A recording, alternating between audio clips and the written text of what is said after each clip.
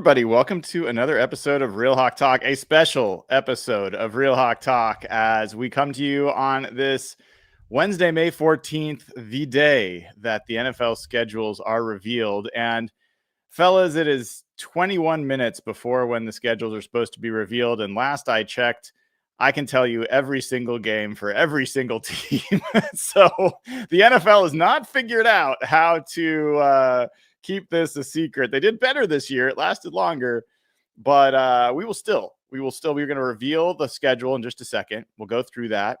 We are also going to find out. I don't think we know all the times of the games. And I also think that there's sometimes that the leaks are wrong.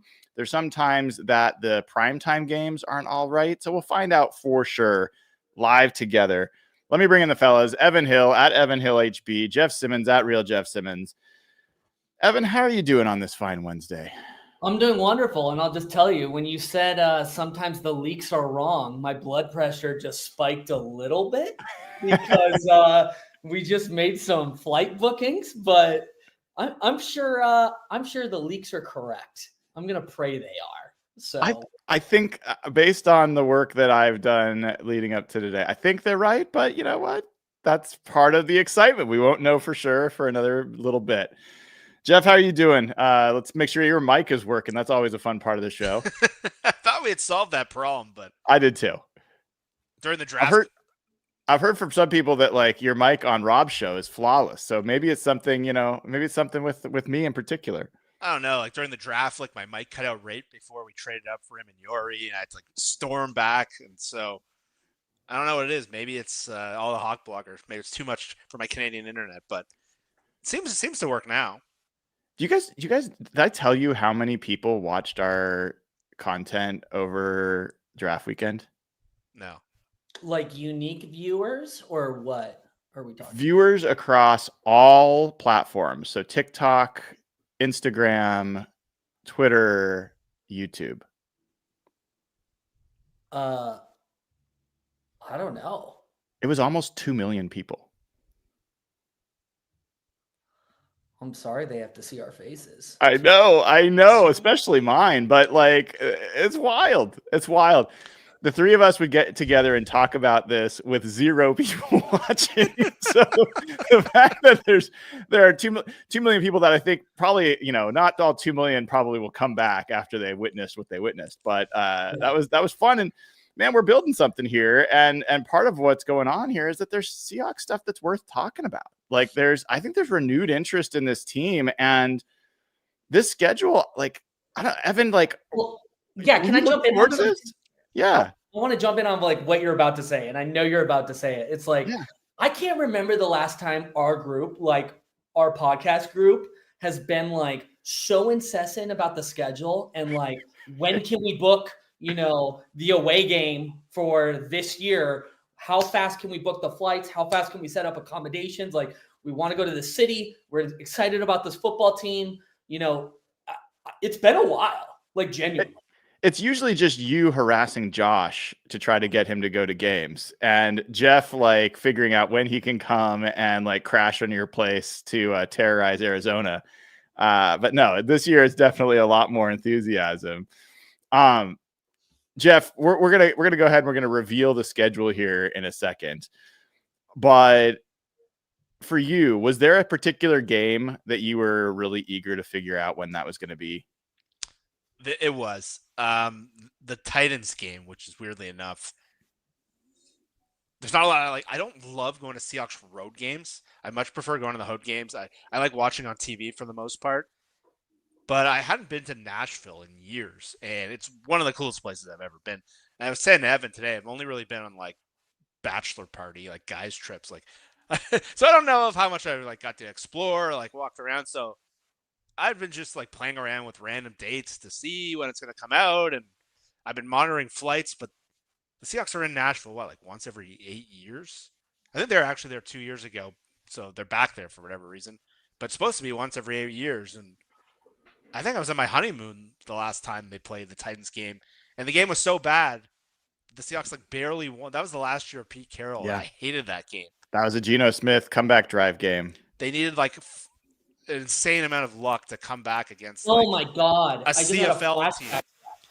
Yeah, Jay, great third down catch, like up the middle, and that was a horrible game. But that whole year was pretty horrible, and that team was kind of where we all had the opposite of what you were just talking about. Well, it's like the vibes are so different, and it's like I did a show the other day just looking at the ages of the NFC West different position groups and how young the Seahawks are at so many position groups. Like they're the second youngest cornerback group in the NFC West, and they're the best by far, like very clearly the best corner room. And like there's other parts of this that are, I think it's young and up and coming. It's not like old and decaying. And I think that's kind of fun. But this could be recency bias, guys.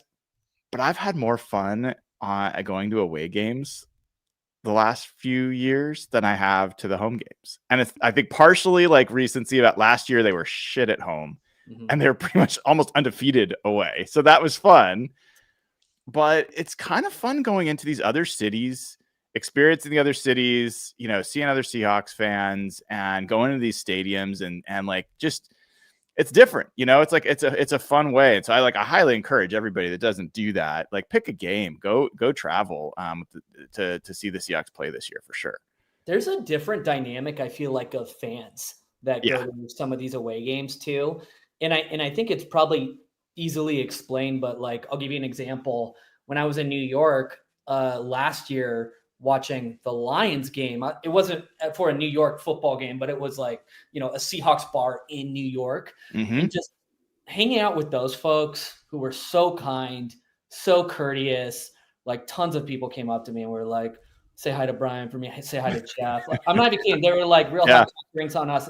They were giving me like clothing and it was insane. But like, I was talking to several fans and they were like telling me their stories of how they became Seahawks fans. And it's people who literally have zero connection to Seattle, but have been rooting for the team for like 15, 20 years just because they liked the colors in the mid-2000s. And it's like, that's so different than like somebody who grew up in Seattle or something. It's just a totally different dynamic. So it's fun. Yeah. Jeff, what were you going to say? Well, I was going to say, like, before we kind of built this community and you've kind of branched out, like, I had been to road games in Buffalo and Detroit. Those are the two closest borders to Toronto. And I went with like other people who weren't really Seahawks fans, and I didn't have great experiences. And since like we've brought this group together, I've come out for, I think it was the Baltimore game in like 2019. We went to that terrible Thanksgiving game against San Francisco. And last year we went to the opener, which ended up being a sweet game. For half of it, it was terrible. But like, just to like, for me to like see all the different Seahawks fans like Evanston, I haven't got to experience that on the road yet, really, since this group's really come together. So I wish I've kind of been able to do that more. I know a lot of people go to Arizona like yearly. I know that's a fun trip, but like the only road games I've really been to were kind of before I knew any of you guys, and I didn't really know Seahawks fans. Like I'm in Toronto, I'm kind of on my own, and like it's been a big difference, and I'm very excited for kind of branch out for this as the team gets better. We haven't talked about this. You guys came out from the opener last year. We had our Patreon Ring of Honor dinner at Daniel's Broiler, which was awesome. And the season opener this year against the 49ers. Are you guys coming out for that? I think so. You got to come out, man. As long as tickets are not like $30,000 each, and they might be. I will find you tickets. Yeah. Okay. Well, I mean, I'm coming regardless. Like, yeah. I'd love to buy another steak dinner. Like, I'll tell you this, like Jeff, you got to make it to that game because the last time we were watching a Niners game together, I just remember was it Thanksgiving? It was Thanksgiving 2 years ago. I remember getting our asses spanked on Thanksgiving and we just had to continue drinking to like lubricate our pain mentally. And I remember like that walk home downtown with you afterwards. I was so just like chirping at Niner fans, wondering if I was going to make it home alive that night. Like that's just an iconic memory to me. Yeah, we had to walk up some giant hill, and I was so mad about the game. I was complaining. And Evan got to see like a crazy side of me too last year during the opener, where I was just ripping on Broncos fans. You're ripping on Bo Nix. Yeah, Bo Nix was terrible in that game, and like I just turned to the guys like stone face and like, your guy sucks. Yeah. But they had nothing back, and it worked out for them. Evan's right though. Like that would be a very different experience, I believe, this year compared to what we saw, where they were like in their peak and we were a pretty bad team, and it was hard to watch. All right, let's do this. Let's do, since we started talking about the schedule in week 1. Let's go through. We're gonna go week by week. First, I'm gonna go through, and I'm just gonna knock out every game, and then we're gonna go through and we're gonna talk about each one. Does that work for you guys? Wonderful. All right.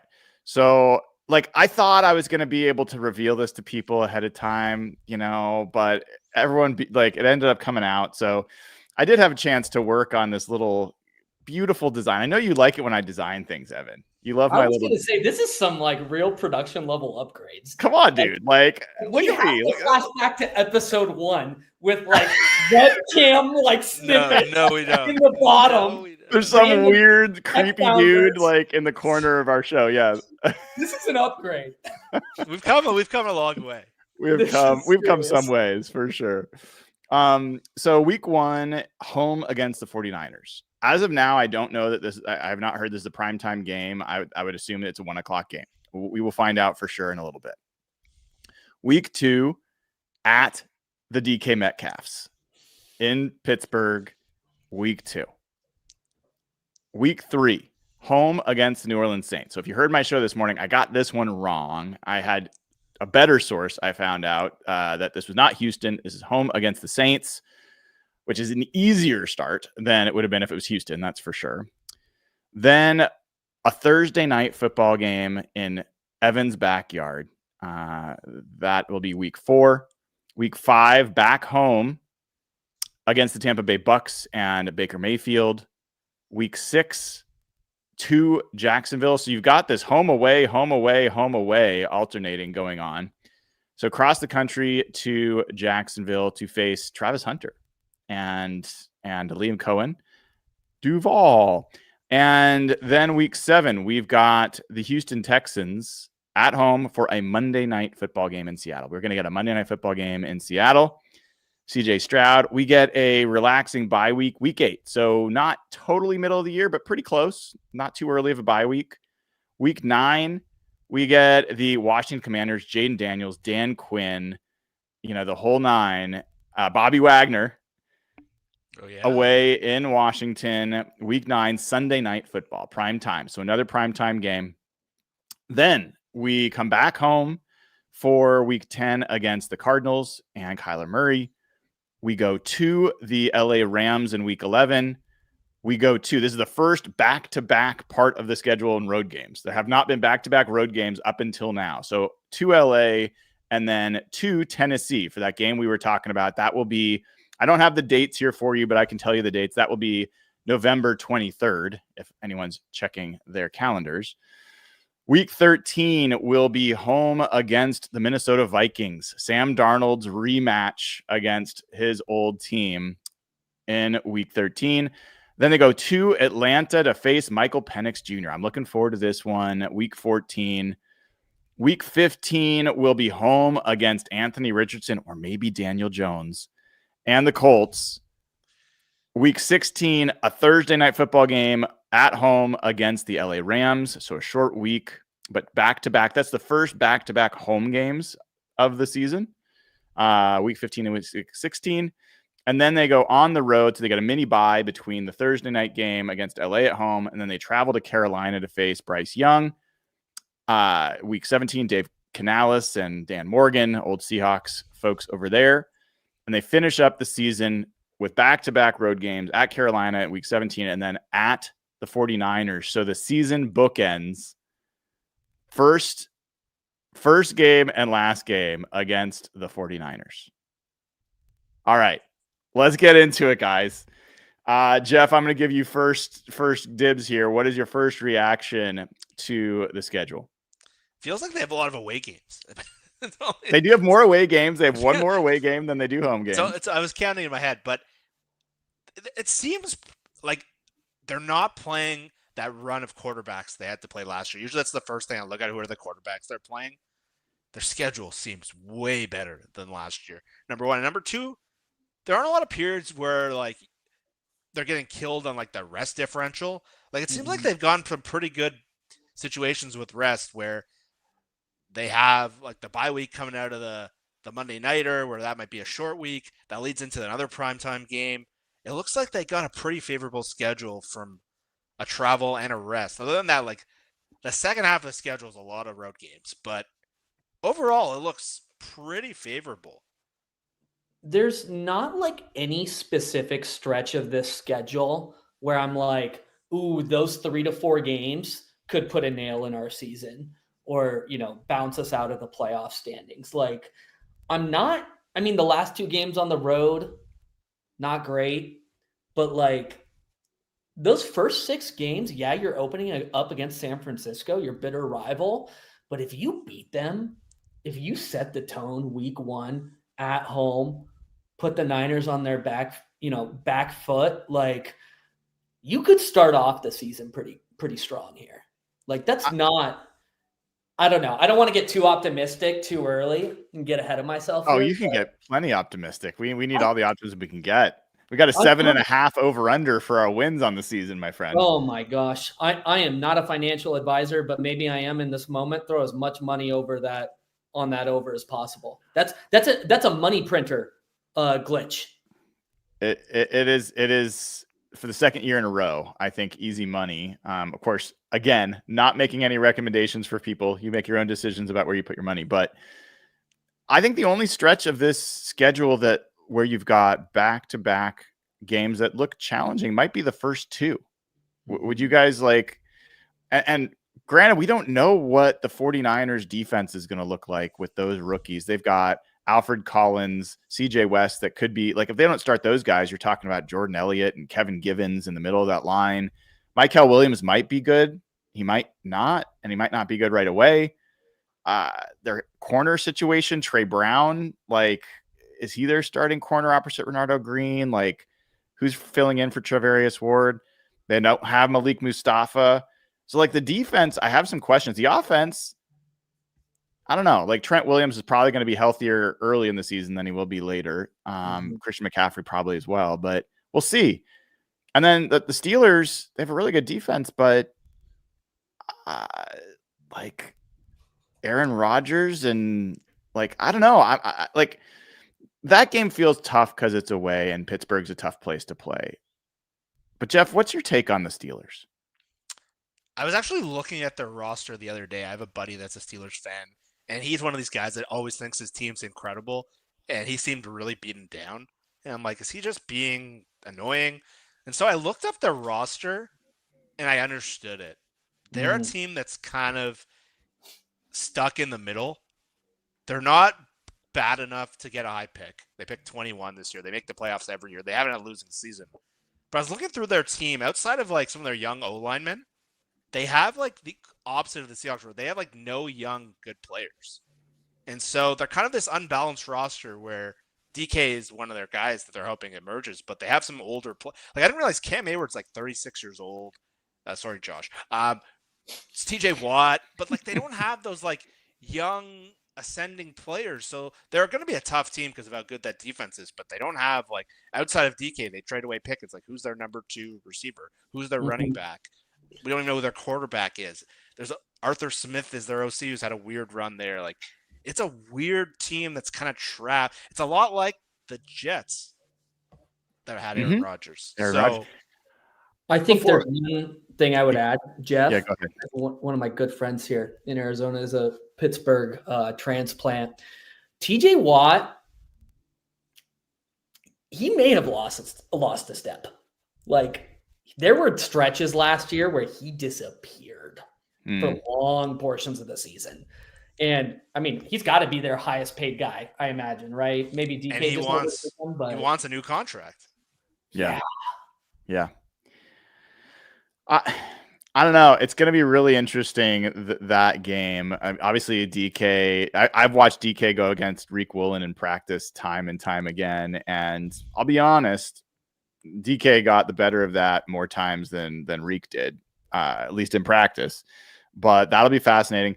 But we kind of skipped over the San Francisco game a bit. One thing there is the 49ers, they were one of the teams that took over the stadium for some of these games. Do you think that's less likely in week 1, like the season opener? Do you guys think it's more likely that that season ticket holders will hold on to that game. What are your thoughts? That's a good question. Like, there were a lot of Broncos fans at that opener last year. That's fair. That's fair. A good point, Jeff. Yeah. We were surrounded. It wasn't quite a takeover, though. No, but our section It was felt like bad, like way more Broncos fans. But there was weird vibes last year with the Seahawks where Pete was let go and no one really knew what to expect. They didn't have a very fun like off season of moves. There wasn't a lot of momentum for that team. So I don't know. I feel like Niners fans are also in this weird state right now where they don't really know what they're supposed to do with their team. Where like they're in the last kind of window of this group, but they lost basically their entire defense in free agency, and outside of like the David Lombardis of the world, not a lot of people love their draft. I don't know. I really don't know. That's a tough one to predict. I mean, let me ask you guys this: like, for the normie Seahawks fan who is like not watching a podcast like this, do you think they have like a higher level of enthusiasm entering this year than they did last year for the normie? I don't know. The part of the reason I don't know is because I just think a lot of fans, and probably a higher percentage of normies, to use your term, were not Gino Smith fans. That's what I agree with you. I agree with you strongly. So I'm wondering if the Sam Darnold change excites some of them. I mean, Cooper Kupp more than Sam Darnold. Ooh. I think there's going to be people there's a lot of people that are kind of your casual fan who know Cooper Kupp and are excited to see Cooper Kupp, and they could play that up. Yeah. If in preseason Jalen Milroe plays well and it looks like he's going to be part of the offense in some way, get it. That I'm telling you, the amount of interest in him is like out of this world. Like people are super interested in him, even if it's a little bit, I think, overstimulation. But I don't know. Like, that's a big part of that game. I'd be curious to see how Seahawks fans show up to it. I don't think we have to spend a bunch of time on week 3, but of the 3 games, that seems like the one that they're most certain to win. Yes. It might be the easiest game on their schedule, frankly. Yeah. I mean that the Saints are a disaster right now. They're like, I saw an NFL thread conveniently on them today. It was a Reddit post asking, which NFL team has the bleakest future, and the Saints were up top, and it's hard to blame them. Like, Derek Carr retiring. I mean, in a way, he kind of gets him retiring kind of gets them out of cap hell, but they don't have a lot of talent, I think, that makes somebody optimistic about the future. So bottom line is, better not lose that game. All right, we have got the official schedule. I'm going to share this. I'm going to go back to my pretty one in a second, but I will share this so we can look at times together for the first time, and also confirmation. Oh, thank you. So we have got 1:00. So it's not a primetime game to open the season. 10 a.m. in Pittsburgh. 10 a.m. game. Then we have got a 1:00 start at home for New Orleans. Not a shock that that's not a primetime game. It is a Thursday night game in Arizona. Then home against Tampa Bay, 1:00. Jacksonville, another 10 a.m. game. East Coast 10 a.m. games, man. That's kind of lame. Then we've got Monday Night Football at home against it's 7 p.m. That's got to be a typo. That can't be right. I'm like, what? That can't be right. All right. Unless there's like a double. They sometimes do the double headers. The double header. Yeah. Is that may be 10 p.m. start for me? I don't know. That's a late, like 7:00 Monday night game. Which game is this? This is the Houston Texans game, week 7. It's a 7:00, a late Monday night game. Real? I think it might be, because you're right. I think they've been doing these double headers. Wait, what? Yeah. Oh, I see. Okay, so is that the second slot then? Yes. The first one's like 4:30. Oh my God, I'm not getting it. 10 p.m. start my time. You're up all night. What are you talking about? Bro, 2 a.m. You're going to be watching the Seahawks. Not anymore. I have to get my sleep when I can these days. This is true. You're learning. Papa Jeff. Week 9 is the Commanders. That is Sunday Night Football, as we said. Home against home against the Cardinals, 1:00. Away at the Rams, 1:00.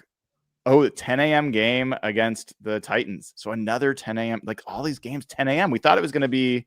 So what's that local time in Nashville? Is that 10 or noon? It's noon. That's noon. That's what I said. Okay, so good enough time to sleep in from Saturday night because we're not going to bed early. We're probably we'll see. I'm working that day. We'll see. You guys might not, but I might. It's pretty crazy, man. Vikings, not a primetime game, so that's November 30th. Notice that like none of these are Thanksgiving or Christmas games or any of that stuff. So Seahawks, I think, lucked out that way as well.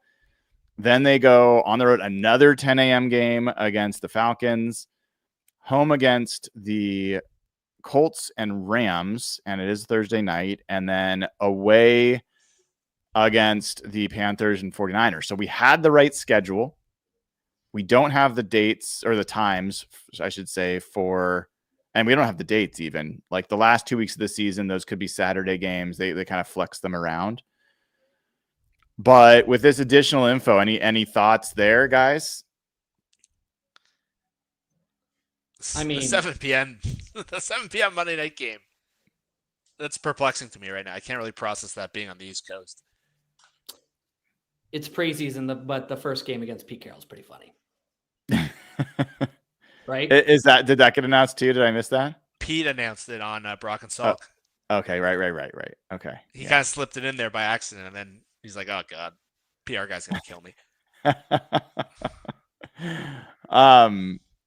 But like all the 10 a.m. stuff, it's annoying. What is that? Is every East Coast game a 10 a.m. game? Pittsburgh 1, Jacksonville 2. Tennessee 3, Atlanta 4. Pretty much everyone that could be a 10 a.m. game is like, that's annoying. Well, that's what happens when you play the AFC South.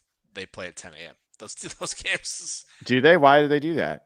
Because no one wants to watch them. The next slot is one of the bigger slots. That makes a lot of sense, right? So it's because these are crappy teams. Yeah. They get the crappier time slot. Yes. So Jacksonville, Seattle, that makes sense. Tennessee, Seattle, makes sense. Pittsburgh, maybe you could have moved into the next slot, but Atlanta, Seattle, that makes sense. They played last year 10 a.m. there. Subtle little thing here, guys. Who did the Seahawks pick for their graphic for the season, for the schedule? Oh wow, Kenneth Walker. Evan, any comments? Zach Charbonnet, cult members, take the L. I'm sorry that you're not going to live to see this day joyfully. This is a massive setback for you personally and professionally. So there had been some rumors of the Seahawks maybe making a trade there. It seems a little less likely with the amount of promotion that they're doing there. Can I ask? Yeah. So like looking at this schedule, week 1, week 12, both the two most interesting games, I think, for me from an attendance perspective. What would come in third for you guys? Like if money didn't matter, you could just show up at a game. Which one intrigues you the most? The third? Jeff? Not a lot. Really? For me, I think the Michael Penix game. Yeah. Ooh. Yeah. You don't the think Seahawks always play well in Atlanta, like in that dome. They played so well in that stadium. Penix versus the Seahawks would be really cool. I think it's good at that offense. It's gonna be fun to watch. I guess the Jaden Daniels game on primetime. That's the other one for me. That was a big miss by me. That's got to be up there. I've never been. I think those are roughly equal to me. Wait, what's the day of the DC game? Do you have the calendar on that? Because that's the day of the DC game is November 2nd, and it's a Sunday night game. It's a 5:20 game. That is tempting, guys. Dude, I'm gonna be there. I'm gonna be at all these others. I might skip Jacksonville. It's not the best place to go. I'm a Florida guy. I go to South Florida a lot. Jacksonville's North Florida, which is a big no-no for me. It's not.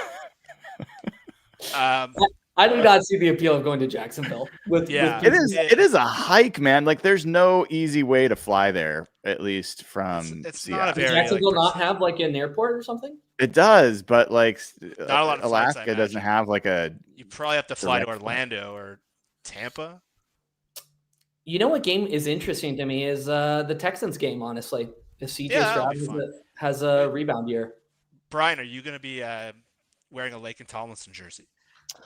Oh, massive conflict of interest. They have Ursery and Lake and Tomlinson. Oh my gosh! Did you guys see in the chat? Where was this? I'm pretty sure offensive lineman Will Fries invited us to do something week 1. So he's not going to be in Minnesota, but with all the money he made on that contract, there's no wonder. I think. Okay, let's before we just go in order, because that's where I was going before. Like, what are the best storyline games? Obviously, DK. Obviously, San Francisco. Like, divisional games are always good storyline games, but like, Penix is up there. Sam Darnold versus JJ McCarthy. I'm gonna make a prediction right now, and it's gonna be a storyline. You ready? Yeah. Nashville, Tennessee, November 23rd, week 12. It's gonna be Jalen Milroe versus Cam Ward, battle of the rookies. I'm not gonna predict bad things to our starting quarterback, but I'm just gonna tell you it's gonna be a rookie versus rookie face-off. You can timestamp this. You can bookmark it. You can tweet and dunk on me if it doesn't happen. But Jalen Milroe is going to make a start for the Seattle Seahawks in week 12. I really hope that's not true. I really hope that. I had a prophecy. That's not a good sign if that's happening. Yeah, Mike Mayock was on the radio today with 710, I think, and he was like, you shouldn't want Jalen Milroe, and he's very high on Milroe. He's like, you shouldn't want him to play until year 3 at quarterback. So people in the chat are calling out Cooper Kupp returning to LA. That's a good one. Yeah, right? That's a storyline. What about Sam Darnold versus Brock Purdy? Oh, well, and Clint Kubiak versus Kyle Shanahan. Those two getting back at it. If Sam Darnold beats Brock Purdy in week 1, Grant Cohn is going to be the greatest person on earth. Well, Clint Kubiak versus the Saints. I don't know if there's so much bad blood there, though. No, I don't know, but I'm sure he would like to prove his worth there. I mean, what are the top storylines? We've talked about San Francisco, Pittsburgh, Saints. Top storyline for Arizona? Yeah, exactly. Oh, yeah, Tyler Lockett and Draymond Jones. Think about that. Tennessee, exactly. The retirement home. Squatch. The Titans are the retirement home team. Like, everyone just goes there at the end of their career. It's so true. And all the Seahawks, for whatever reason. Well, so Arizona, I don't know that there's any specific big storyline. There's no one that's like switched around. It's the same stories as last year, pretty much. Tampa Bay, you've got what? You got Mike Evans, you've got Baker Mayfield, you've got Chris Godwin. You've got Cody. Is it Cody Mauch? Yeah. So he is a North Dakota State Bison, just like Gray Zabel and Jalen Sundell, and he's become one of the best guards in the NFL in his second year. It's a good chance to announce I will be talking to their former offensive line coach tomorrow on Hawkblogger Mornings, round 11:15. I'm sorry, who does he play for? He plays for the Tampa Bay Bucks now, but he played for the North Dakota State college team, which is where Gray Zabel played and Jalen Sundell. So a little bit of a North Dakota State reunion there. Isn't that where that quarterback, good God, that the Niners drafted? Trey Lance. Trey Lance. Yeah. Not a good quarterback school, but they've developed a lot of offensive linemen. I think their whole line from like 2 years ago is in the NFL. Yeah. Yeah, I'll be talking to their former offensive line coach, Dan Larson, tomorrow. So tune in for that. Jacksonville, what do you guys think of this Jags team? Like, Travis Hunter is like one of the most interesting players in the NFL potentially going into this year, right? I just can't take them seriously with a general manager who looks younger than me. Like, I just can't. I just can't. Have you guys seen him? Yes. Yeah. It's not good. It's not good. Like, come on, guys. What blackmail does he have on the cons or whatever their names are? The cons are like the sneakiest disaster in the league. Yeah. Like nobody speaks well of them. What's their family fortune? Like, how did they make their money? Just do you guys know? I don't. Don't Josh guess either. Cashman would. Yeah. I don't know. I love that Josh. I need to call him out. Josh can type things in chat and watch this YouTube live stream, but he cannot respond to my Seahawks planning document that I have sent him over text. Josh, pay attention. No, I think you're missing it's not a capability, it's a desire difference. Like, I've been on the other end of your persistent text messages. I understand why Josh may be giving you the ghost treatment. I'm here for accountability. Fast, yeah. I don't know that Jacksonville game. I'm basically the same place you are, Evan. But then I was like, well, Travis Hunter, Brian Thomas, like, there's some interesting stuff going on there. Maybe they'll be interesting. No, those two players are two of the most, like, if you watched Brian Thomas last year, he was maybe the most fun player in the whole league, but he was on such an irrelevant team. No one saw him. I had him in fantasy football. That's why I watched him every week. But outside of that, they have that goofy head coach with the doofus GM and not a lot of interesting players on defense. So one other call out I just want to make on the schedule here. This is something I think we complained about last year. There's no three games played in 10 or 11 days or whatever it is. There was a stretch last year. Yeah, that was horrible. Mm-hmm. And it's kind of been like a consistent theme, I think, that fans and teams have complained about. Based off the schedule you just showed and some of the comments I'm seeing, I do not believe that's a factor this year. So, yeah, I mean, some of the patterns you look at, like home, away, home, away, home, away, home. So they're alternating home and away all the way through the bye week. Division games, they have 2 division games in their first 9 weeks. And then they have 5, like 4, I guess that would be the right math. 4 in the last 9 weeks. They don't play back-to-back division games until week 10 and 11. They only have one. Well, they have 2 game road trips, right? Week 11 and week 12 against LA and Tennessee, week 17 and 18 against Carolina and San Francisco. They don't have any back-to-back East Coast games, right? Like, they could have had Pittsburgh and Jacksonville in back-to-back weeks and been crisscrossing the country, but every one of the East Coast games is separated out. Yeah, that was what I was saying with rest differential. Like, even like the fact that the short week after Monday Night Football is a bye, I think that's a really good thing. Those weeks are always really, really hard. And then they have a bye coming into the Sunday night game as well. I think that looks really good. And I think you're right about spreading out the country. And even like after the Thursday night game, they have a really good rest until their home game. They're coming off a home game on the short week that week. Like, the 3 games in 11-day period where they had that with San Francisco and Detroit last year just kind of crushed the middle part of their season, their defense. And 2 years ago, they had that stretch where they had that insane stretch of like San Francisco, Philly, Dallas. There was another team in there that just destroyed any hope they had in the middle of the year. Doesn't look like there's any of those stretches. I think they came out pretty favorably on both sides of that. You know what's interesting is the Commanders, their week 8 while we're on a bye, while the Seahawks are on a bye, they're going to be at Kansas City for a Monday night football game.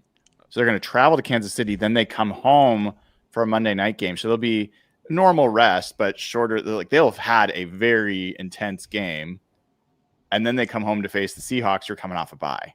That's a big deal. And the other thing I noticed earlier, I sent in that projected Rams schedule. I don't know if it's confirmed, but the Thursday night game they play the Lions in Week 15, I believe, which is one of the most physical teams that I think the teams that give the toughest turnaround last year was the Lions. You are correct. So they play home against the Lions the week before, and they got to travel in a short week. That's a big short deal. week up to Thursday night to play the Seahawks. That's good.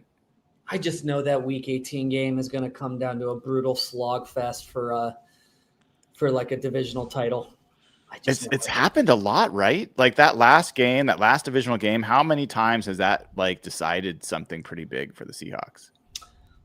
You guys want to go to San Francisco in Week 18? Seahawks jerseys? Dude, it was so fun last year. It was, of course, I was safe up there in the cozy press box. You had security around you, okay? You had security. But dude, did you see my pictures? It was empty. Like, people don't go. Like, that is the most disengaged fan. Like, it's the most fake fan base. Like, they are so, like, all this tough guy crap and, like, doxing us and like threatening us with bodily harm, and then they don't even go to support their own team at all. Like, I mean, I'm not even talking. They didn't even they didn't sell them to opposing fans either. Like nobody wanted them. Like nobody wanted to watch them play.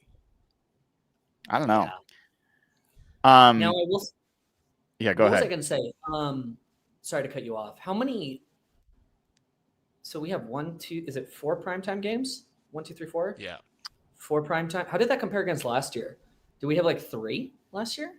I would have guessed 3. Seahawks like didn't have many last year. There was the Packers game, which I was. Let's pretend never happened. I'm so annoyed about that outcome still. Yeah, oof, that was rough. What were the other primetime games last year? I'm looking it up right now. Oh, they played the San Lions. Francisco. The Lions. Yeah, I think they played San Francisco Monday Night Thursday, Football. And DK then Metcalf shat his pants on Monday Night Football. Rams weren't. Yeah, I think that was it. Detroit, San Francisco. People are saying it was 4 also last year. So what was the 4th? Lions Green and Packers. Bay. Bills And then Chicago. Oh my God. Oh my. That was that. I forgot that game happened. I like that game. That's up there for like one of the worst. That game will prevent games. Ryan Grubb from ever being in the NFL again. Maybe. Going to heaven. Well, what about the 49ers Rams game that was like the week or two earlier? Does that mean Sean McVay and Kyle Shanahan can't coach either? Well, that was anyway in a rainstorm. And so was the Bears Seahawks game. What are you talking about? Oh yeah, you're not wrong. Yeah, come on. All right. So yeah, I mean, if you just look at this, there's no like bunching of the toughest opponents. There's no bunching of the division games. There's no bunching of road games. There's no bunching of long road trips. You don't have to travel internationally. You don't have to have like these 3 games in 11. Like, is there anything they could have made this more advantageous? Like, I personally like easier starts. Like, I like it. I think it's good for teams to start off 2-0, 3-0 if you can. But there's the other advantage. If you win those first 2 games, you could be in for a really good year. Not only that, I mean, the story of this schedule to me, guys, looking at this right in front of me is like you're starting the season against the Niners and you're ending it against them. This is a division rival that has dominated the NFC West and dominated us, frankly, for too many years. The tides seem to be turning. Week 1 is an opportunity for Mike McDonald and this squad to show them there's a new sheriff in town. We're going to set the tone. And if they start up 1-0 against that team at home in week 1, it puts them on their back feet immediately. But I think that week 18 game is going to be like a do or die, very tense. It's going to be. I think week 1 might be. They're going to come in here thinking that they're going to reestablish like who they are and that they're the big guys in town. Yeah. If they come into that game healthy and they lose, I think that really sets a tone. Now, they have a very easy schedule. I'm going to show you guys the 49ers, Rams, and Cardinals schedule here in a second. We'll talk about that. Mm-hmm. But I think that would be a huge blow if the Seahawks could get that game. They have the last place schedule this year, so What was that, Jeff? Well, the Niners are going to have the last place schedule, so instead of playing Washington and Atlanta, no, not Atlanta, we play the South, but instead of playing Washington, some of the teams we have to play against, they're going to get the last place team in that division, so it's probably the Giants. And I'm curious to see. I'm just pulling up tickets on my side screen here. Good Lord, why is this not loading? I want to see how much opening day is right now, and I'm a little nervous. Well, it's probably the peak moment of demand, literally 20 minutes after the schedule got released. All right, you guys want to look at the 49ers schedule? Yes, I do. All right. Gosh darn it. Let's find a better picture than what I just found. So the 49ers schedule. I just got an idea. We should do I feel like Grant Cohn should like drop in on our season prediction show for the Niners and just do like a little tidbit or something. I'm sure Grant would be happy to do that. So sorry, I'm just looking for a nice looking version of their schedule. So we don't have to. Fine, we'll just do this. Is this schedule out? Posted? Oh. No. Interesting. All right. Let me go to NFL.com. Someone's got to have a nice looking version of this. I've got the actual schedule. It's easy to show you guys. Maybe I'll just share that for now. Let me do this. I'm going to share this. I'm going to zoom in so you guys can see this, but I want to get the times as well. So this right here, if you can see it, is the San Francisco column. So they go at Seattle, at New Orleans. So they start 2 on the road, home against Arizona, home against Jacksonville. That is an easy opening slate other than going to Seattle. At the Rams, that's a Thursday night game.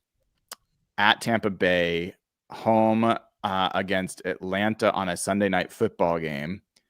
At Houston, that's probably their toughest stretch. Rams, Tampa, like at Rams, at Tampa, home against Atlanta, at Houston.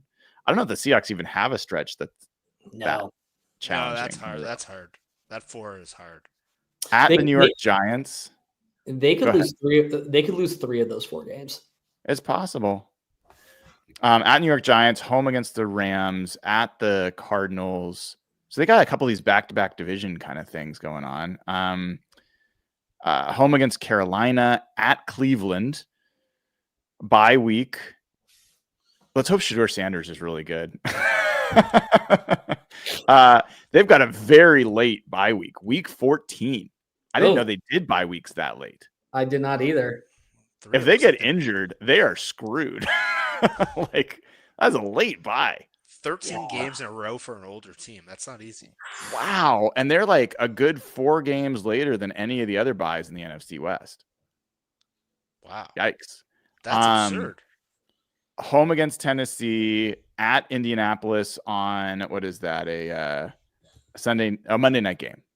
At Indianapolis on a Monday night. Then they are home against Chicago on a Sunday night game. So they've got 5 primetime games. And then home against Seattle. So they finish, like, we need Chicago to be good. Mm-hmm. Make that a little tougher on them. But it's a very easy schedule in general, but I feel like the NFL made it as tough as possible given the opponents that they've got. Yeah, the late bye and that midseason stretch are hard, like harder than anything that part of Seattle's schedule. Because, the opponents they play if Chicago's not good in that second half, that's a light second half. At Arizona, Carolina, Cleveland, Tennessee, Indianapolis, Chicago, that might be a very light second half. But Chicago's one of the teams that probably has the highest variance of any team in the league this year. Yep. What about the Rams? Rams have the first place schedule. Let's look at that. They are home against Houston, at Tennessee. Home against Houston's not an easy way to start necessarily. Nope. It's a really good defense. Depends. Then they go. Depends which Houston shows up. Exactly. They go at Philly. That's like they're two of losing the first three are not easy. Home against Indianapolis. Then they are home for a Thursday night game against the 49ers at Baltimore. Like, we don't have a game like Pittsburgh is not Baltimore. Like, I'd feel very different if you had an at Baltimore on the Seahawks schedule or at Philly. Like, the Seahawks don't have an at Philly on their schedule either. Right? At Jacksonville. So they go to Baltimore, then they fly back to Jacksonville. That's one of those back-to-back East. Like, that's rough. And that's in London. Is it? That's in London. Jeff, your mic is out again, by the way. That's crazy to me. So they're flying to Baltimore, they fly back to LA, and then they fly to London. I'm guessing they won't fly back to LA. I'm guessing they'll just continue on to London. But they'll just be gone for 2 weeks. Brutal. That's not nice. The NFL. That's rough. Then they're home. So after they don't even get a bye after the Jackson. After? No. I guess they consider the Saints a bye. I don't know. Or Saints. They have a tough schedule, guys. That is. It's tough. Very compared to the Seahawks. Then after the bye week at San Francisco, home against. So they get a back-to-back divisional thing. Then they go home against Tampa in a Monday night game. At Carolina, at Arizona. So that's another back-to-back travel. Not that far to Arizona, but still. Home against Detroit, and then to Jeff's point, at the Seahawks on a short week to Thursday night. And then they go from that to at Atlanta on a Monday night. So they'll have a little bit of a longer stretch there, but that's still, they have a lot of back-to-back road games. And then they finish at home against Arizona. That's brutal. That's a tough schedule. That's like a significantly tougher schedule. Am I crazy? No, they got Baltimore, Philly, and Detroit. We don't play any of those teams. Those might be 3 of the 4 best teams in the league. Yeah, that feels rough. And they've got an international. They're the only team in the NFC West in the division to have an international game. Sucks to be you, LA. And then Arizona, we'll go through this quickly. At New Orleans, home against Carolina. That is easy opening 2 games. Then they go at San Francisco. They host the Seahawks for Thursday night. Home against Tennessee. So they get 3 home games in the first 5. Then they go at Indianapolis. That opening stretch, that's not bad. Like, depending on how things go against Seattle, it's not crazy. They could start off 5-1. Then they've got home against Green Bay. We don't have a Green Bay on our schedule, I don't think. Nope. Minnesota had a better record, but I still would rather play Minnesota with JJ McCarthy than Green Bay, personally. Bye week, same week as the Seahawks, at Dallas for a Sunday night game, or is that Sunday night game. They only have 2 primetime games. Nobody wants to watch Arizona. Seattle, home against San Francisco, home against Jacksonville, at Tampa Bay, home against the Rams, at Houston, home against Atlanta, at Cincinnati late in the season. That's kind of rough. And then that's that finishing flourish, man. At Tampa Bay, home against the Rams, at Houston, home against Atlanta, at Cincinnati, at LA.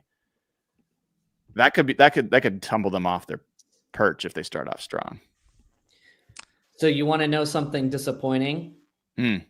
Houston hosting Houston Monday Night Football. If you are not local to Seattle, aka if you're a Seahawks fan and you don't currently live in Seattle, That is an ESPN Plus exclusively streamed game, just FYI. Yeah. You will need ESPN Plus. It's like the Dan Orlovsky broadcast. Yeah, it's so annoying. Lame. Streaming services. I mean, I feel like the 49ers, they definitely have the easiest opponents. But as far as like the schedule, did the Seahawks have the best schedule of the four? I think so at this time. I mean, this very well could change in 3 or 4 months, but based off of what we know about the teams from last year, I just keep coming back to this, guys. There's not a single stretch where I'm like, oh, there's a good chance they lose 3 or 4 of these games. Where I see that on the Niners schedule pretty easily. I see that on the Rams schedule pretty easily. I'd have to look back at the Cardinals schedule, but there's just not any series, like consecutive series, that puts the fear of God in me. I mean, does it for you guys? No. And this is a good question from Chanman. I mean, I think Jeff talked about this earlier. Any games you want earlier based on quarterback play or later? Like, if we put this back up here. Yeah, pull up the schedule again. Like, I mean, Matt Stafford could be injured. Like, Matt Stafford might not be playing by week 11. I don't think that's crazy. You're not wrong. Cam Ward, will he get better as the season goes on or worse? Don't know.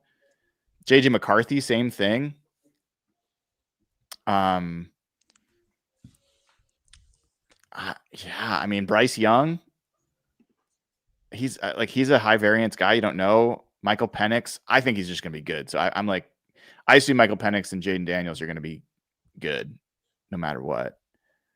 Yeah, there's no one really that jumps out there like Tyler Shuck or Rattler. I don't know if that matters particularly. Aaron Rodgers might be pretty rusty. I don't know, but I don't know if it matters again. They played him late last year. It didn't particularly matter. The Seahawks special teams wasn't horrendous. They would have crushed them. What else? Other than that, yeah, there's no one that really jumps out at you. Another thing that's kind of good is there's no real bad weather situations outside of home games. Yeah. Like you're playing Pittsburgh in September. That's probably your worst weather situation. That's a good point. Really good point. Carolina, week 17, that's a good weather place. There's no real playing Indy at home. Atlanta's in a dome. Washington's early enough. Yeah, there's no real disastrous Florida. You're in Florida. You're not in Florida in September, which is a good thing too. Right. It's going to be cooler. It's not going to be like the most humid time of year to be in like Florida. They played one opening game against Jacksonville. But this might have been 2005 or 6. 2012, wasn't it? Like, no. I think it was 2005. You're right. It was 2005. I think they lost the opener in that like insanely humid game in Jacksonville. Yep. They're on like IVs. So playing the week 6 is a little better. Yeah, they don't really have, again, Seattle's really their only impediment to weather here. Got a question here from Halo Hawk. Do you guys think Elijah Arroyo could turn out to be what we hoped Jimmy Graham would be for the Seahawks? Love getting to hang with y'all. Go Hawks. Any Elijah Arroyo takes here? It's not hard to overcome what Jimmy Graham did for the Seahawks. So, yeah, I think Elijah Arroyo definitely has got some growing to do before we can talk about him in the same category as Jimmy Graham. But I think he's got a real potential to be the best Seahawks tight end that they've had in a long time. From like a skill set, I was kind of watching Arroyo highlights. I think it was on your show, Brian. Like what he does really well is actually very Jimmy Graham-esque, but they're not going to put Arroyo as a blocker on the line of scrimmage and try to convince us that he's going to be a complete tight end. I think his coaching staff would have a particularly better plan. But no, Jimmy Graham was like top of his game when they traded him. He was like an all-pro every year for like 4 years with Sean Payton and Drew Brees. This is a guy who played like 1 year of college football. So I see what they're getting at, just like skill set wise, but not quite there yet. Yeah, it's a slower roll a little bit there, but I think it's a fair like skill set comparison. So the Eden fam says, Brian, would you consider doing an HB meetup in Nashville? There's a lot of us Seattle transplants down here. So one thing I'd like to know, I've been to one Titans game, and it was years ago on like Christmas Eve. I think it was against the Chargers, like years ago. I want to know more about like the tailgating situation. Is it a bar city? Like I remember there's a lot of room near the stadium near the water, but there wasn't a big tailgate scene going on relative to some other stadiums. So if you guys can let us know about like the pregame there, because it starts at noon. I want to know more because I don't think I did it right for the one time I was down there. Also, if anybody has a 5,000 square foot mansion with 8 beds and 4 baths and like a bar in the basement, please DM us. Let me know. For no particular reason whatsoever. Well, I think we might do a an HB crew meetup on Friday, but then like maybe we'll do something Saturday where we open it up a little bit. Ryan, let's not act like you're not going out Saturday night. I'm gonna go out. You said I don't know how late I'll go out, but I'll go out. Cue to like 4 a.m. Brian's at Tootsie's, which is like the big bar there. It's like the 4-level country music bar. I mean, Jeff, when I was in Arizona with Evan and Josh, I ended up being subjected to a picture that Evan still posts every time he has a chance. He like literally was having people Venmo him money to buy me drinks. Yeah, we might have too big of a crew. I did this time. You did. I absolutely did. Zero regrets. I stand by that behavior. Keep an eye on this. I think it's likely we will try to do something. I don't know. Like I'll have to see which of the crews I'll up for it, but I think it'd be fun to do that. Don Moore has either become a member or upgraded membership. So great to have Don aboard. Thank you. We already did the Will Fries piece here. Amy Holmes, who's been a member for 9 months. I don't know how to pronounce this username. It's Nugash. He is the guy I generally talk about as the troll of our chat because he always has something negative to say, no matter how positive things are. He has been super positive about this schedule, and I just want to commend him. Talking about we don't play any great QBs. I think other than Jaden Daniels, I would say that probably qualifies, but generally speaking, I think that's mostly true. And I just love positivity. I love the positivity, man. So I love Amy for calling that out. Jackson says, JJ will get hurt. Sam Howell revenge game. I hadn't thought about that. Have you guys thought about that? No. If McCarthy gets hurt and Howell has to play there, it's going to be annoying because I don't think he'll be bad. I mean, he's got a lot to work with. That's sure. That's just like, and now that they've beefed up their interior O-line, like that's like the best situation. Yeah, I don't want to imagine where we're losing to Sam Howell. Please do not. That's a good one though, Jackson. Thank you for that. Peter DeLeon Guerrero says, Brian, will you guys be going to the Titans game? Yes, we are. Like, I think all of us are. I don't know if Nathan is yet. I don't know if we've harassed Nathan into going, but myself, Evan, Jeff, Dana, Josh. Derek, Josh, we're all going. So we'll be there. Will be flowing. Cannot wait. You will potentially find get some damaging footage of us walking down the Nashville Strip. So, Garth Knight says, Brian, are you worrying about East Coast games again, like pre-Pete Russ era? I'm not. I don't know about you guys. I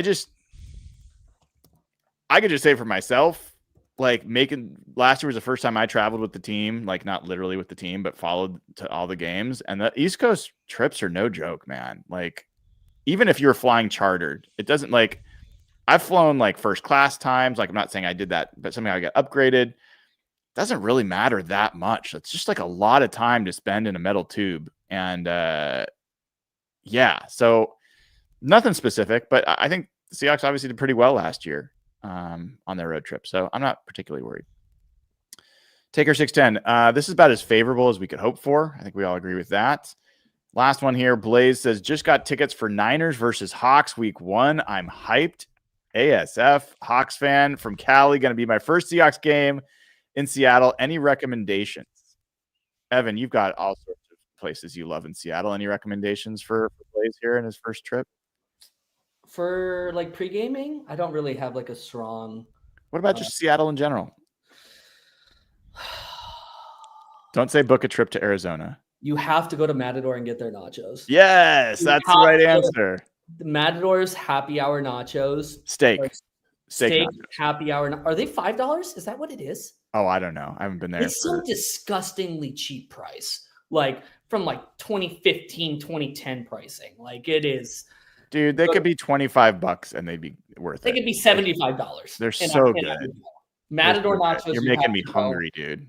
Oh, yeah, that's a good call for sure. That's my number one. I would say ferry rides, the obvious one. You got to take ferry rides. Alki Beach is great. There's all sorts of great places to go. So highly recommend. I'm happy to share some more suggestions. All right. So guys, we just looked at this. I'm like, I can't quite get over it. Honestly, like, when have you ever seen a schedule where your reaction was like, they just kind of did everything they could possibly do to benefit us? Other than maybe if they had switched, like started with, if they switched week 1 and week 3, I would kind of like that. Start with New Orleans and get a nice, easy win. Yeah, I was going to say the start's a little tough, but outside of that, pretty balanced. I mean, they haven't faced many divisional opponents in week 1 at home. They've only done this 3 times, actually, since they were in the NFC West. It was the Rams a couple years ago. That did not go well. Oh, God. 49ers in 2010. They blew the 49ers out in Pete's first game. And then they had the Rams as a home team when they were from St. Louis in 2009. They also beat the Rams in that game. So it doesn't happen that often. The Rams in overtime one year in week 1. I think Tyler Lockett's first game. Wasn't that week 1? That was an away game. That was in St. Louis. Oh, it was a away game. It's a stupid game. Tyler Lockett's first game was he had a punt return touchdown. He did, but they lost in overtime to like Nick Foles in like a game they should have won easily. They had a lot of stupid games in St. Louis. Yeah. What's the sneakiest game on here that's going to be harder than we're making it out to be?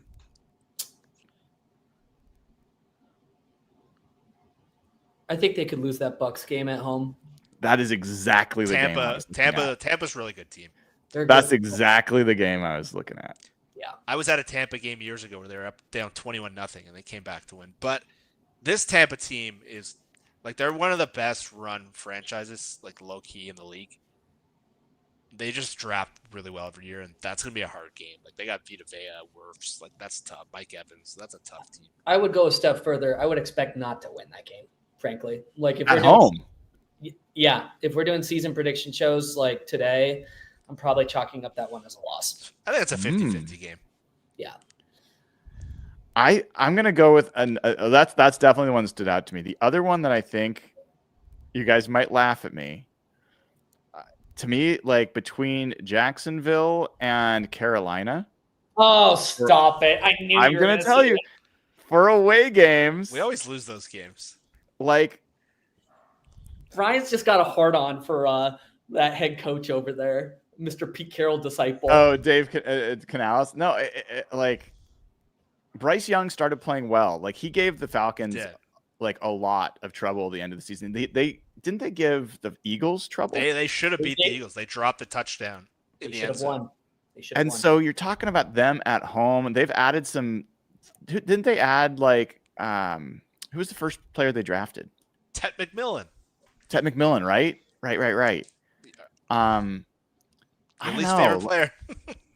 Yeah, I'm glad we didn't draft him. I don't know. That's a sneaky one. I don't think it's like, I wouldn't look at that and say, oh, it's just like playing, at Detroit or something like that. But that's another thing too about the schedule. If like you go through like who are like the new impact rookies, like they don't really play Hunter. They don't really play Cam Ward. But they don't really play a lot of like fearsome guys. You got like Derek Harmon and Walter Nolan and Abuka. Guys, I was listening to the Athletic Football Show pod with Robert Mays and Derek Klassen earlier today, and they were going through off-season buy or sell for the NFL's middle class. These are the teams that aren't quite playoff teams from their perspective, but are like competitive. They're not the worst teams that are going to pick in the top 10.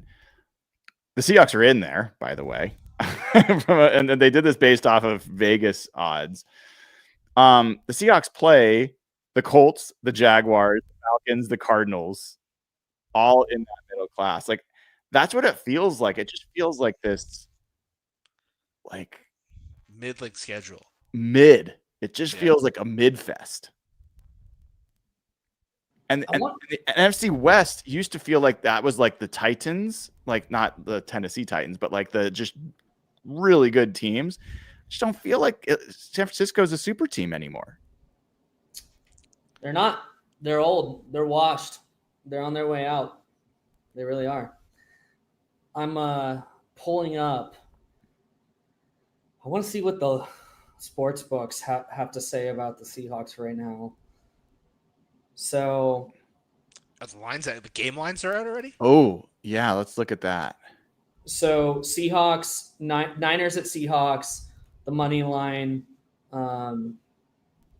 it's minus 120 for the Niners. So Seahawks plus 100. Wow, Seahawks are underdogs. Yeah, Seahawks are underdogs. The spread is 1.5.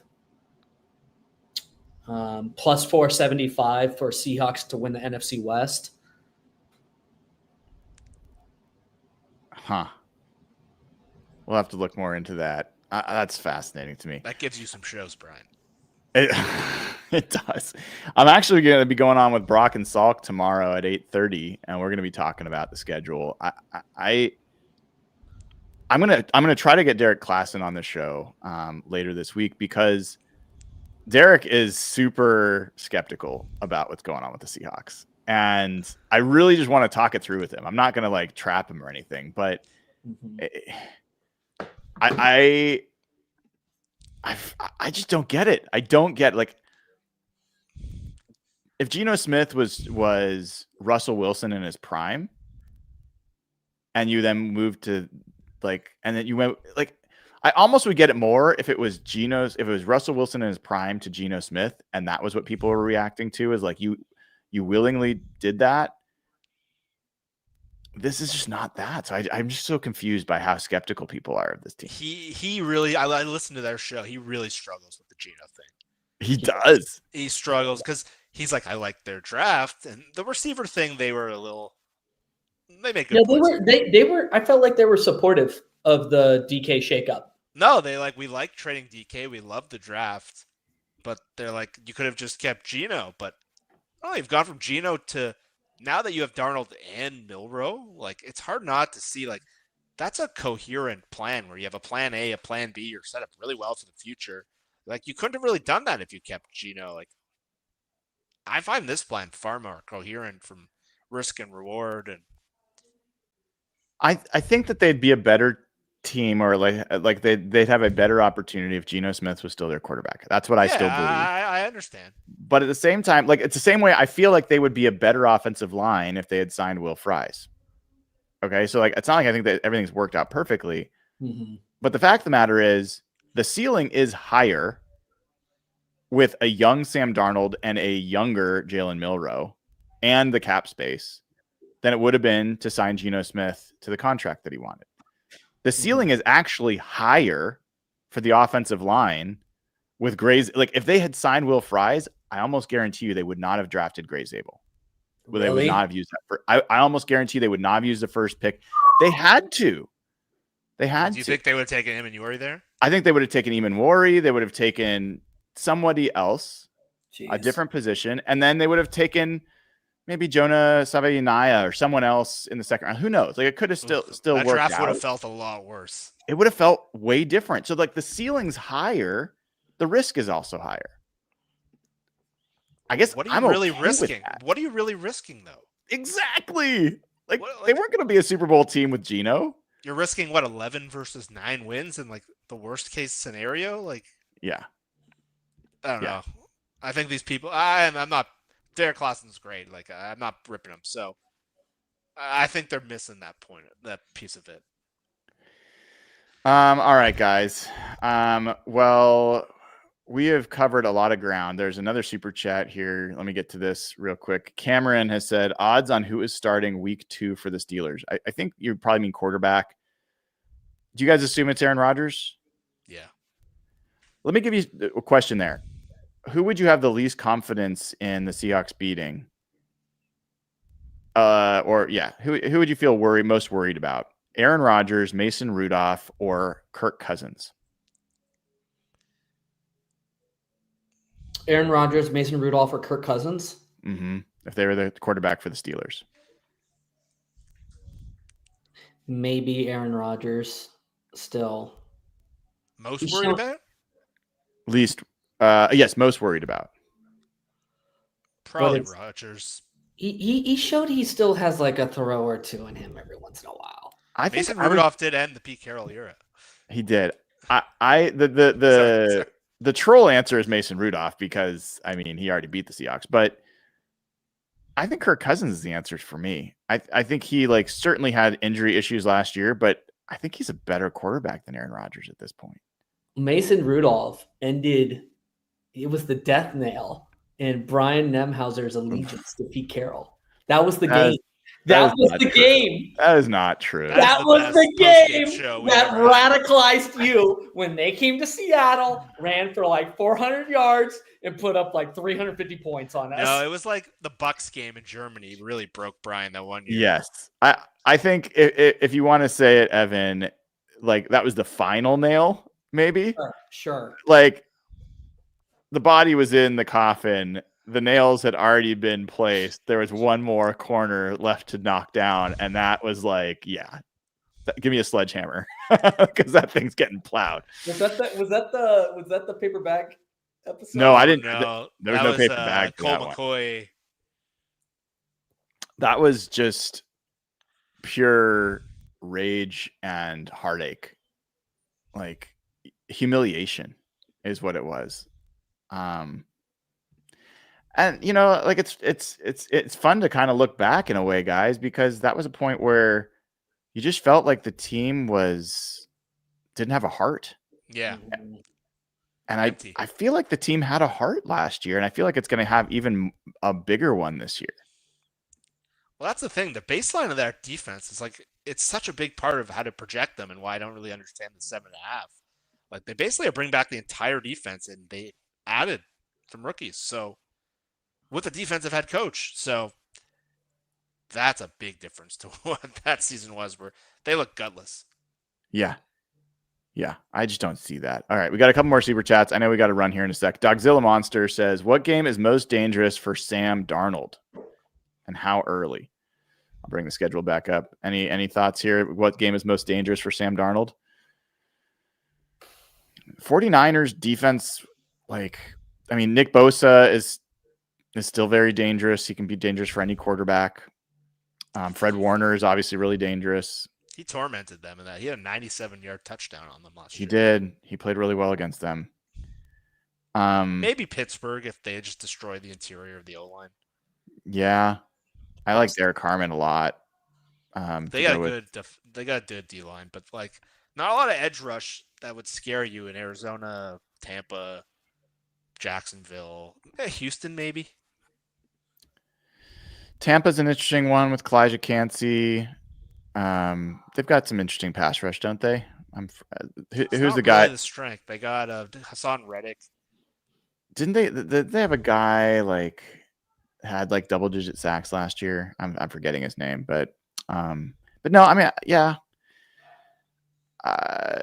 I think the Texans, to me, might be the best defense they play in the first 6 weeks. And I was looking. Washington has no edge rush at all.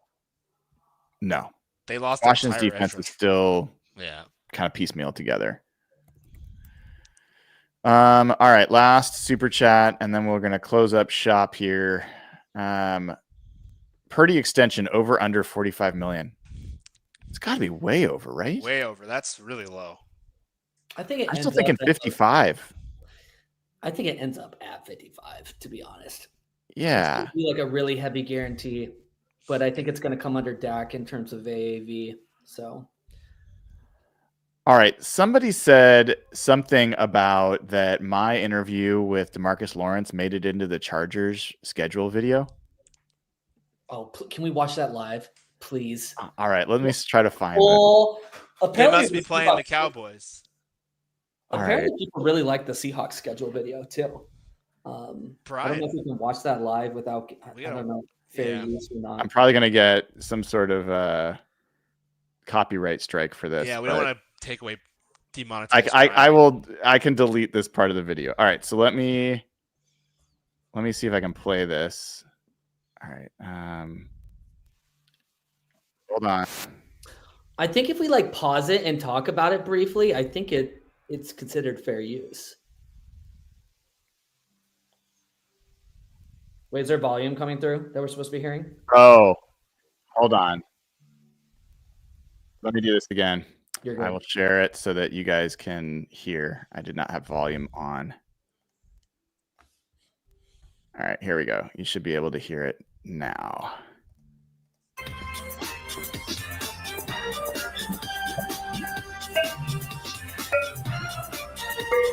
It's 5 minutes? Yeah, are you gonna be able to make it, Evan? Yeah, that's hilarious though. I think I got it right. I mean, hopefully the person's right.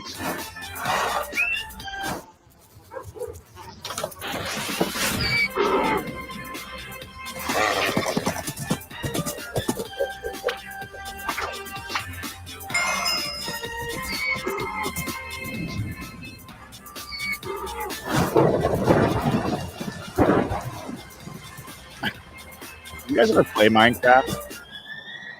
I wasn't the Minecraft. I was never a Minecraft guy.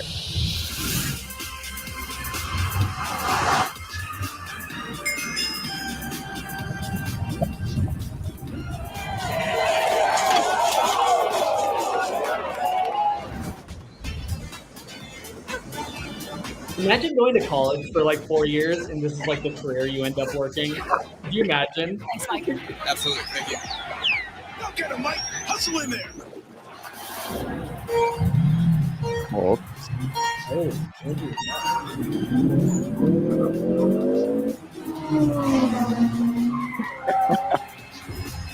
oh my God! If the Seahawks play Daniel Jones and Daniel Jones beats him again, Evan, I would not be able to handle that.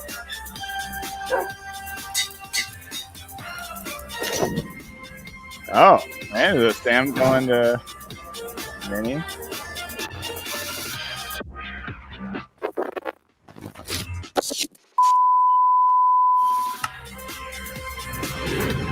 Steelers. Man, when did they play the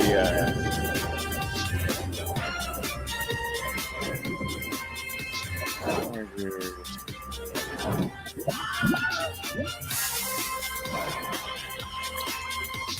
Duval. We play the Cowboys third to last game of the season, so we're gonna have to wait a little while. My God! That's my guy! Raiders, okay. 3 more games.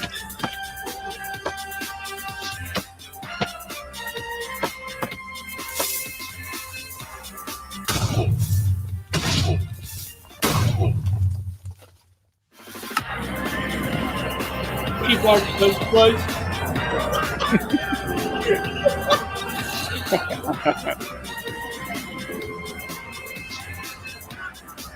Save our Christmas.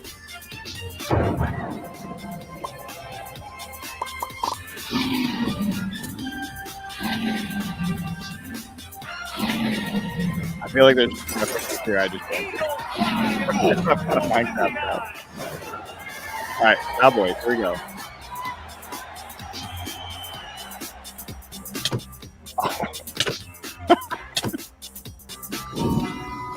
All right. Okay, There we go. I was hoping for a cameo of your face, but I'm glad it was not a cameo of my face. They were wise to leave me out of it. But dude, thanks for coming on. Have a great rest of your night. Thanks to everybody who tuned in. This has been another episode of Real Hawk Talk. We've got the Seahawks schedule. We'll be talking about it more over the next coming days. Tomorrow morning, I'll be on with Brock and Salk at 8:30. I will be on with Coach Dan Larson from North Dakota State, who coached Gray Zabel, Jalen Sundell. We'll talk to him tomorrow. That will be at 11:15. I'll probably start the episode around 11 and then welcome on the coach, and we'll talk there. So a little bit later for Hawk Blogger Mornings than normal, but I will see you then. And then Friday, I'm going to look to see, I have a guest I'm working on. We'll see if I can get him on. It is great to have you all here. Thanks for tuning in. Have a great rest of your night.